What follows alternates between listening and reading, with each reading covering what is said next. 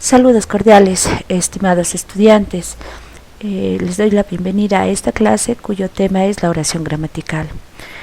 Como ustedes recuerdan, en la clase anterior comenzamos a abordar ya a los textos, sus características, clasificaciones y nos concentramos ya en la oración principal.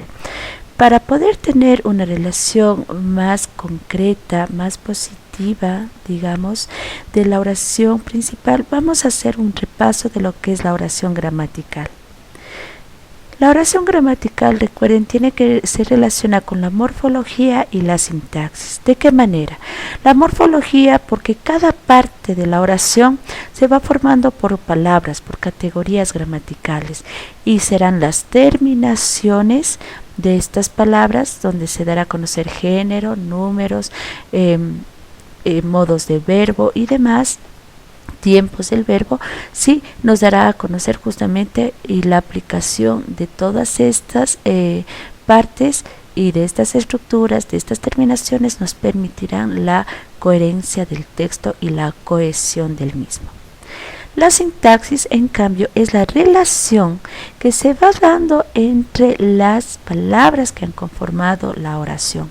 Sí, recordando que cada palabra, cada categoría gramatical cumple una función específica dentro de la oración y dependiendo de la ubicación que tenga esta palabra, sí, cumplirá una función. ¿Sí? Entonces a esto ya le relacionamos a morfología y a sintaxis. Morfología, las estructuras, las terminaciones de las palabras, ¿sí? Y sintaxis, la relación entre las palabras. Por tanto, gracias a esto podemos estructurar varios tipos de oraciones. Unas son cortas, extensas y van variando sus estructuras, pero la oración es la unidad mínima. Si hablamos de una definición, la oración es la unidad mínima que es formada obviamente por conjunto de palabras, inclusive puede ser una palabra, pero al ser la unidad mínima, sí, debe esta tener sentido completo. No importa si la estructura es extensa, si es corta, vuelvo a repetir, si usa una sola palabra, pero esta unidad mínima debe tener sentido completo. Y a esto llamamos oración gramatical. Por tanto, las palabras o categorías gramaticales que se usan en una oración gramatical, dependiendo la estructura, son sustantivo, artículo, adjetivo, pronombre, verbo, adverbio, preposición, conjunción e interjección. Recordemos, el sustantivo es la palabra que representa personas, animales, objetos. El artículo determina géneros y números al sustantivo. El adjetivo son características, cualidades del sustantivo. Los pronombres reemplazan al sustantivo, a los nombres propios o a los objetos de quien hablamos. El verbo es la acción que realiza el sustantivo.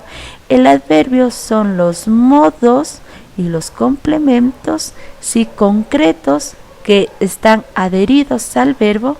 Las preposiciones, las conjunciones son nexos de unión entre categorías o proposiciones y las interjecciones son términos, vocablos que tienen un sentido completo propio. ¿Sí? Entonces hemos recordado de esta manera a las categorías gramaticales. Recuerden también, jóvenes, que estas categorías gramaticales se podían clasificar por variables, es decir, cuando cambiaban, cuando estaban sujetas a cambios, y justamente estos cambios se daban por los accidentes gramaticales. Género gramatical, número gramatical, tiempo, persona gramatical, como decíamos, ¿sí? Inclusive voz y modo del verbo. Tenemos un ejemplo. La energía limpia avanza en la primera oración y en la segunda hay un cambio. Las energías limpias avanzan. Por tanto, se cumple que los determinantes o artículos son palabras variables, energía a energías, sustantivo, palabra variable, limpias, adjetivos, también varían, y avanzan, que es un verbo que también ha variado. También tenemos las categorías que no varían, que justamente son los adverbios, las preposiciones, las conjunciones y las interjecciones. Como ustedes pueden ver en los ejemplos, tenemos siempre, súper, más, pero. Yo no puedo, por más que hable de dos o más sustantivos o mis sustantivos sean plurales, yo no puedo poner a este pero como peros, a este más y hacerle singular ma, o a este siempre hacer siempres, ¿sí? O a este súper supers. Entonces a esto se refiere que son categorías o palabras invariables porque no son afectadas por el género, por el número gramatical. Sigamos. La oración gramatical está conformada por sintagmas, es decir, por miembros, ¿sí? Tenemos al sintagma nominal o también conocido como sujeto, que nos indicará de quién hablamos. Aquí estará presente el sustantivo principal. Y también tenemos al sintagma verbal, también llamado predicado, donde estará el verbo y sus complementos.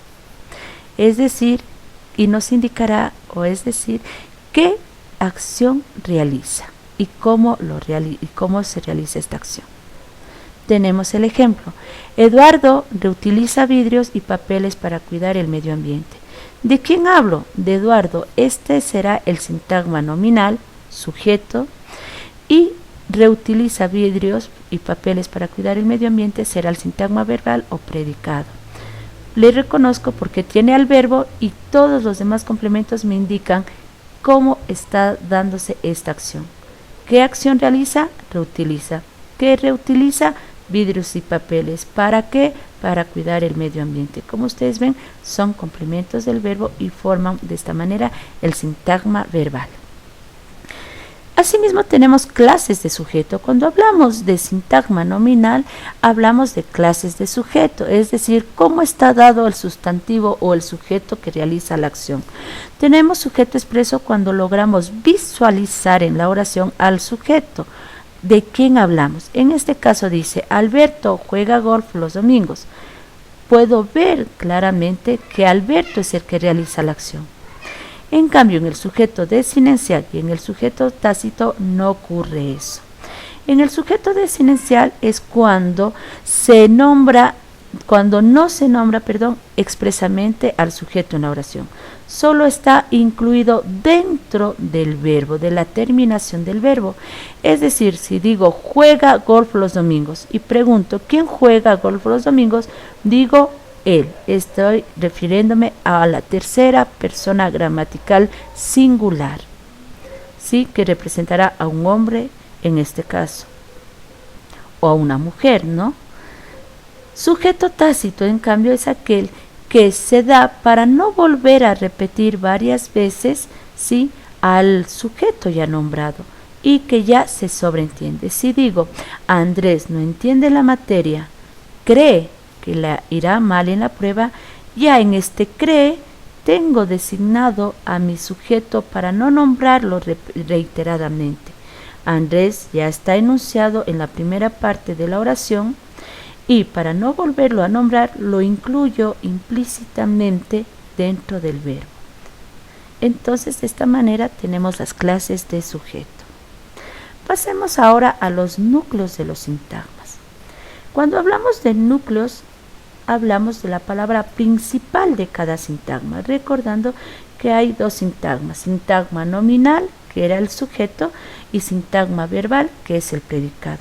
El momento en que yo digo el sujeto principal, el sustantivo principal, estoy refiriendo a cualquier persona, animal, cosa, objeto de quien hablaré, pero debe ser el principal, al cual daré características, al cual referiré, quién realizará la acción y de quién estaré haciendo toda referencia. En cambio, el núcleo verbal se encuentra en el sintagma verbal y va a ser el verbo principal que me indicará qué acción se está dando. De esta manera vamos, por favor, a ver el ejemplo. Eduardo reutiliza vidrios y papeles para cuidar el medio ambiente. ¿Quién hace la acción? ¿De quién estoy hablando? ¿Quién está reutilizando los vidrios. ¿Y para qué lo está haciendo? Es Eduardo. Tengo el núcleo nominal, es decir, al sustantivo principal. Y si quiero ver qué acción está haciendo Eduardo, me voy a referir al núcleo verbal, que siempre será un verbo. Entonces tengo ahí que es reutiliza. Núcleos de los sintagmas. Núcleo nominal para el sujeto, núcleo verbal para el predicado o sintagma verbal. Determinantes del sintagma nominal. Tenemos modificador directo y modificador indirecto. ¿Cómo reconozco al modificador directo? Porque puede ser un artículo o un adjetivo. Ambos determinan cierta cualidad o determinan género y número al sustantivo. Las manzanas rojas. Las, que es un artículo, está indicándome qué género y qué número tiene el sustantivo. Y rojas le ha determinado una cualidad específica, es decir, un color. En cambio, los modificadores indirectos también dan una especificación, pero siempre van precedidos de preposiciones, en este caso de, y de igual manera le relacionan, sí, le caracterizan, pero ya de una manera un poco más indirecta. Como ustedes ven, rojas lo hace de una manera directa, no hay ninguna otra palabra que interrumpa su calificación. En cambio, en las manzanas de la abuela servirán para el pastel, sí tengo las, está dando el género y el número, pero de la abuela, que es el modificador indirecto, está calificando con una pequeña obstruculación que viene a ser esta preposición. Pasemos, por favor, a lo siguiente. Vamos ahora a ver a los complementos del sintagma verbal, es decir, del predicado.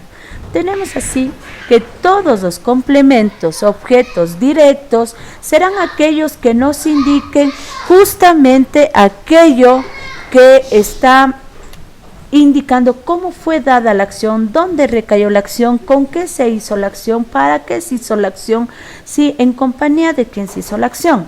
Todo va a referir a la acción. Y es así que tenemos el objeto directo, que será donde recae la acción, el objeto que requirió mi acción. Rosa compró flores. ¿Qué compró? Flores. Ese será el objeto directo. Juan trajo su perro. ¿Qué trajo? Perro será el objeto directo. Tenemos también el objeto indirecto, que me va a referir, sí, a aquella parte donde recae indirectamente la acción, por eso su nombre. El doctor compró un regalo para su esposa. Si yo quiero ver dónde recayó indirectamente la acción, veo que será para su esposa y que el regalo será el objeto directo. ¿Sí? En cambio, me visto elegantemente para la fiesta. ¿Para qué me vestí? Para la fiesta será mi objeto indirecto, ¿sí? Y justamente también le puedo reconocer porque tenemos también estas preposiciones que antesalan como para, ¿sí? Para. Complementos circunstanciales. Tenemos varios tipos de complementos circunstanciales, como de modo, de tiempo, de lugar, de compañía. Y son aquellos que me permiten saber cuándo, cómo, por qué, con quién, qué, y serán aquellos complementos circunstanciales que complementen la acción o me indiquen cómo fue realizada la acción. Tenemos complemento circunstancial de modo. Para eso hago la pregunta ¿cómo? Verónica compró un reloj a su madre apresuradamente. Entonces, ¿cómo lo compró? Apresuradamente. Complemento circunstancial de tiempo con la pregunta ¿cuándo? Verónica compró un reloj a su mamá apresuradamente esta mañana. ¿Cuándo lo compró? Esta mañana. Complemento circunstancial de tiempo.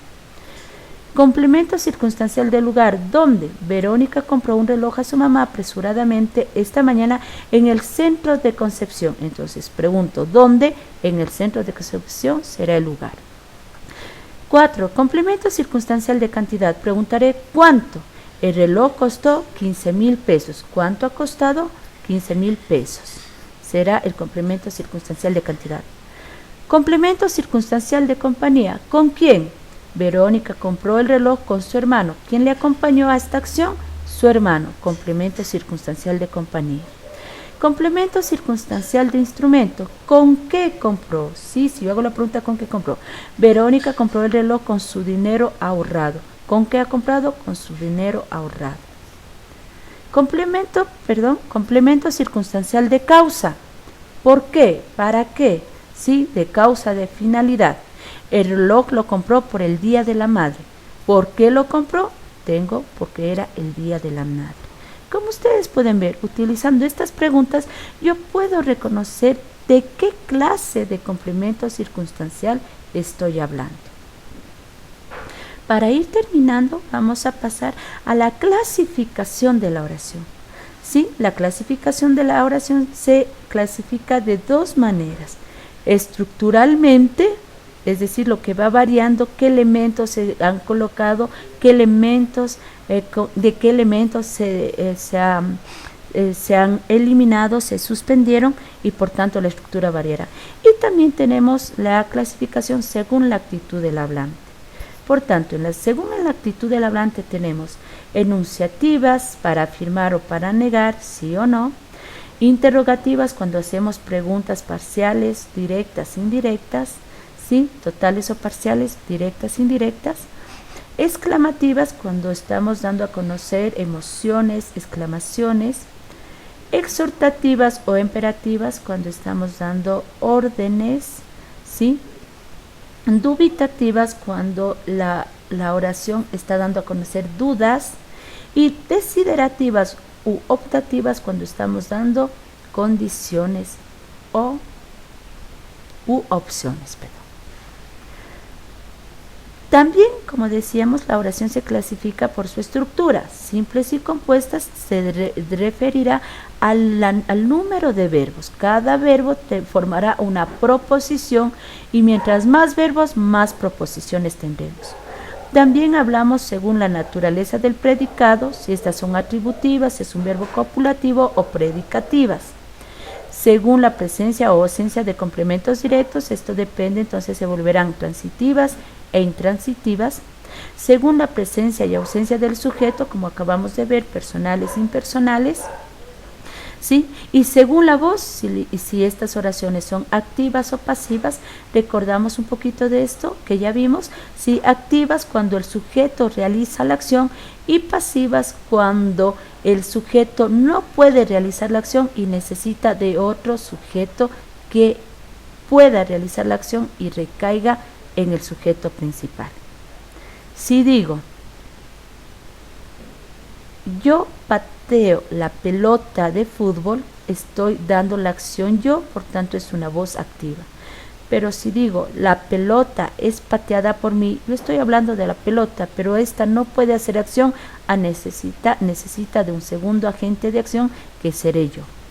De esta manera, chicos, hemos abordado de una manera, como ustedes ven, muy concreta y breve, la clasificación, la variación de la oración, sí, gramatical, tomando en cuenta los componentes, qué pasa con sus sujetos, cuáles son sus núcleos nominales verbales, qué sucede con sus estructuras, qué pasa cuando la morfología es afectada o la sintaxis no es adecuada, ¿sí? Entonces les dejo esto por favor para recordar un poco de la oración, ya que nuestro tema siempre en las siguientes clases será la oración principal.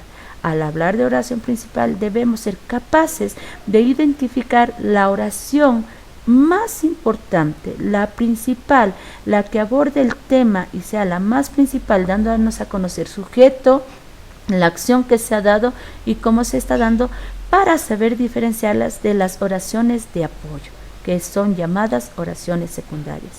Agradezco mucho por su atención. Quiero despedirme de ustedes no sin antes desearles que se encuentren muy bien, que siempre en unión de su familia se mantengan a salvo, con salud, siempre con bienestar y pues si usted es creyente, en manos de Dios, y si no lo es, pues siempre esperando que la vida les sea muy favorable. Agradezco mucho, nos estaremos viendo en otra clase. Muchas gracias.